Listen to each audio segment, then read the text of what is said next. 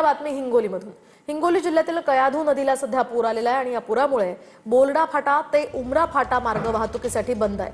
तर कळमनुरी या तालुक्यातील सोडगाव शिवारामध्ये कयाधू नदीच्या पुलावरून पाणी जात असल्यामुळे उमरा फाटा ते बोलडा फाटा मार्ग वाहतुकीसाठी बंद आहे।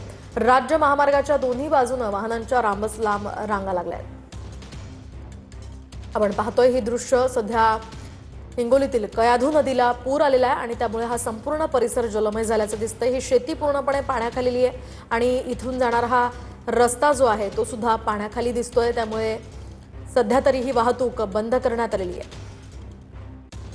शिवाय नागरिकांनाही सतर्कतेचा इशारा देण्यात आलेला आहे। कयाधू नदीला सध्या पूर आलेला आहे। मुसळधार पावसाचा इशारा आणखी 2 दिवस हिंगोलीला देण्यात आलेला आहे। त्यामुळे सतर्क राहण्याचं आवाहन प्रशासनाकडून केलं जात आहे आणि आवश्यक त्या उपाययोजना सुद्धा जिल्हा प्रशासनाकडून करणं सुरू आहे।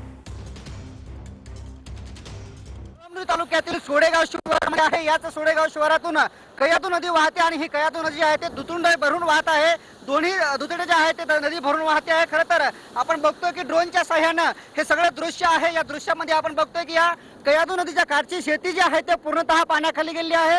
कयाधू नदी जी आहे ते पूर्णतः भरून वाहत आहे, दुतडी भरून वाहत आहे। नदीकाठच्या गावांना जे आहे ते प्रशासनाच्या वतीनं इशारा देण्यात आलेला आहे। खरं तर मागच्या 2 महिन्यापासून हिंगोली जिल्ह्यात पाणीच नव्हतं। पावसाचा मोठा खंड पडला होता। अनेक शेतकऱ्यांनी दुबार पेरणी केली, मात्र कुठेतरी मागच्या 48 तासापासून जे आहे ते पावसाने हजेरी लावली आणि काल दुपारपासून जे आहे ते पावसाचा काहीसा जोर वाढला।